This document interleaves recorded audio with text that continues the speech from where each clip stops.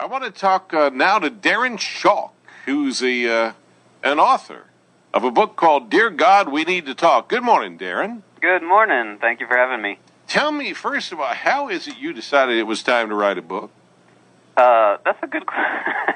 I wasn't real sure about writing a book. I just started writing, and lo and behold, it turned into a book. I had gone to a conference with the editor of Christianity Today, Mark Gawley, and he taught a class, and he talked about loving words. And at the time, I was editing, but I wasn't writing. So that inspired me. I thought, what he talked about resonated in me. So I left that conference, and on the plane trip home, wrote my first creative writing article, I guess you could say, and it got published. And from there, it started rolling on, and I kept writing and would show it to the wife and the friends, and of course, they all love it. If they don't, they have to face your face of sullenness every day. Yeah, I know, right? I can't really there's a trust motivation. their opinion. But there's a huge difference between creating and writing something versus editing something. And those are almost, in a lot of ways, not the same skill set at all. I mean, I have a family member who says he doesn't have a creative bone in his body, but, man, he can spot a flaw from a mile away. Yeah. And I think that's kind of the life and view of an editor.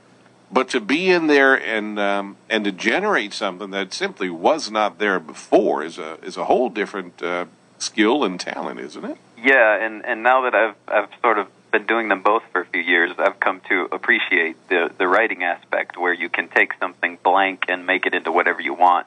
On the editorial end, it's a little more difficult because you have to massage someone else's vision. And try to understand what they wrote, what they meant to write, what they wanted to say, and then a good editor will go in and try to redo it without losing the writer's voice. So it can be a lot more mentally challenging in the editorial end, whereas in the creative writing end, I just take the blank page and make it into whatever I want to, and it's a little less mentally taxing, I think. I could see where being an editor and a writer, you might even get into moments where you're editing before you write it, and ultimately nothing gets put on the page because you don't like it as the editor, but you want to say something that passes the muster. Does that ever happen, or is it just you just let it flow and then come back and look at it? Oh, I have murdered countless words. My pages have been bloodied over and over again. So yeah, it can be an interesting mix in trying to flip the switch from writer to editor, and it can certainly be a challenge. Well, let's talk more specifically about the book, Dear God, We Need to Talk. Tell me about the title of it and the subtitle, Wrestling with God on Questions of Life and Faith. Where did these questions come from? I am an analytical guy by nature.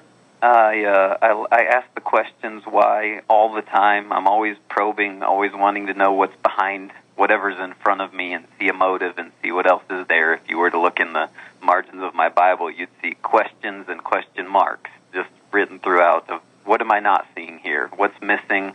And so I'm just sort of wired that way. And so as I began writing creatively, that was sort of what my writings would lean to.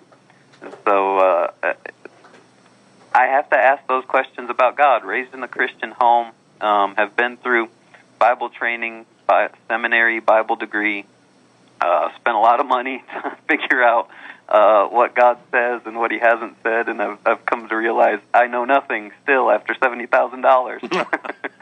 Well, you don't have that $70,000 anymore, and that's a big lesson right there. Yeah, but lesson number one. Right.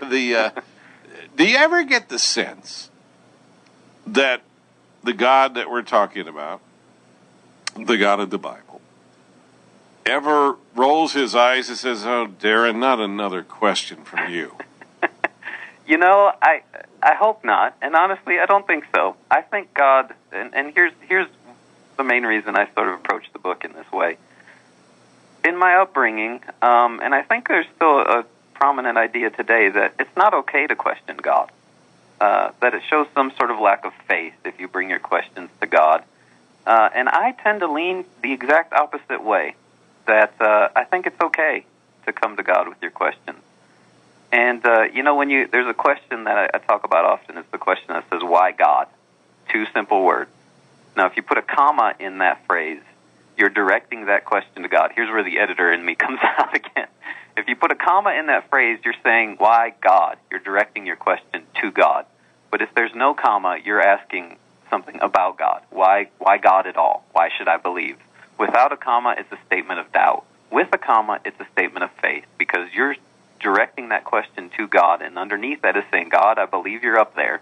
I'm saying you're in control of this situation, and I'm just asking you to fill me in on what's going on.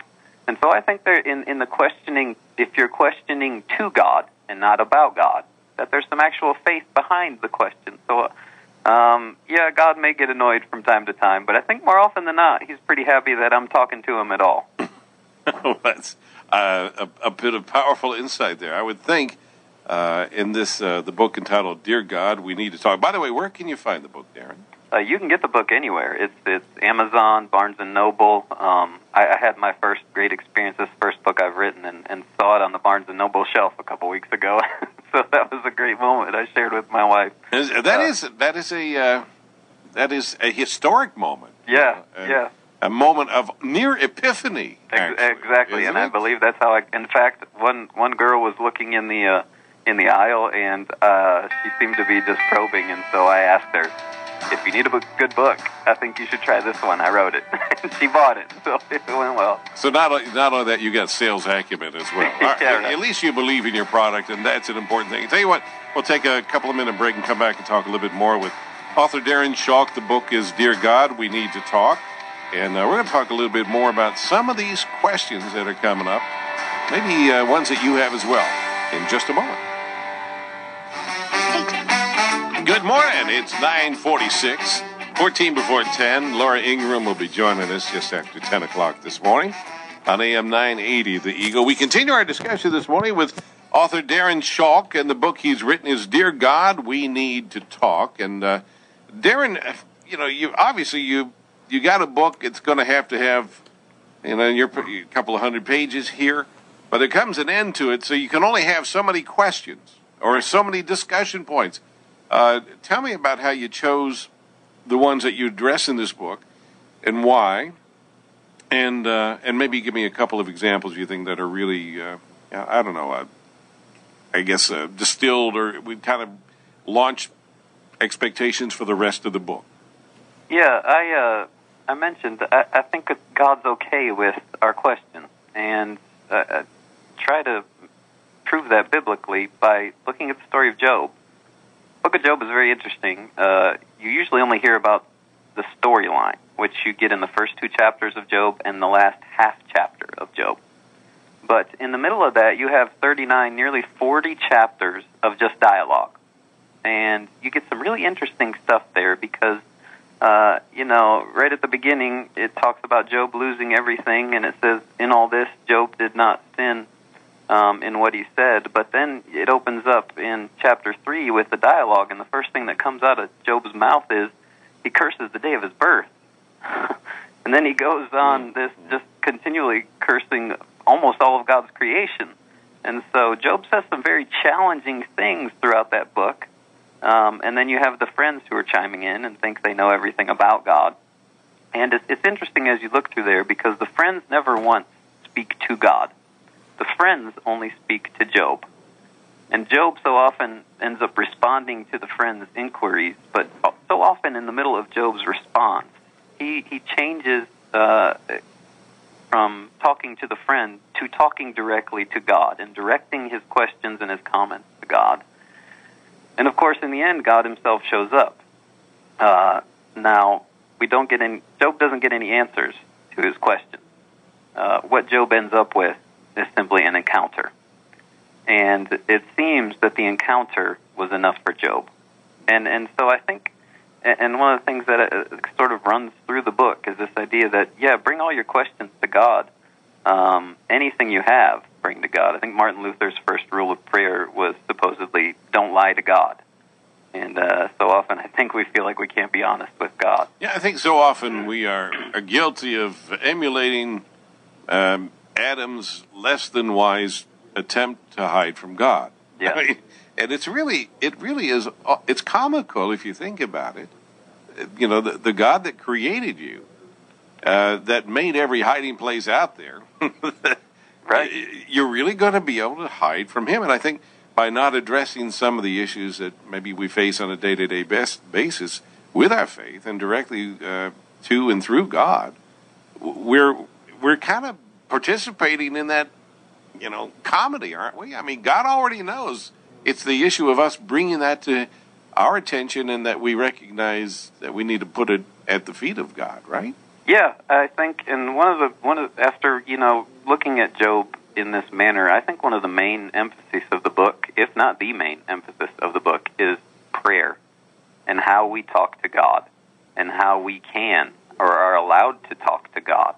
And of course, Job is historically probably one of the earliest written books of the Old Testament, perhaps the very first historically that was ever written. But even one of those first things potentially written is talking about, hey, look, here's what Job said to God. And God honored him in the end still, even though he said some very challenging things. He talks about. Yeah, and I think it's important as you're talking about this relationship and how to look at it maybe in a more human sense, in a more fulfilled sense as you walk as a person of faith. If you look back, the names we have for God, one of them, Abba, isn't it the more rough translation, Daddy? I mean, the idea that there is this power and this source that is available if you just exercise that. Yeah, I think so often we're scared of prayer. And, we look to the Lord's Prayer that gives us this layout for how we should pray, and I think a lot of people get stuck to that formula.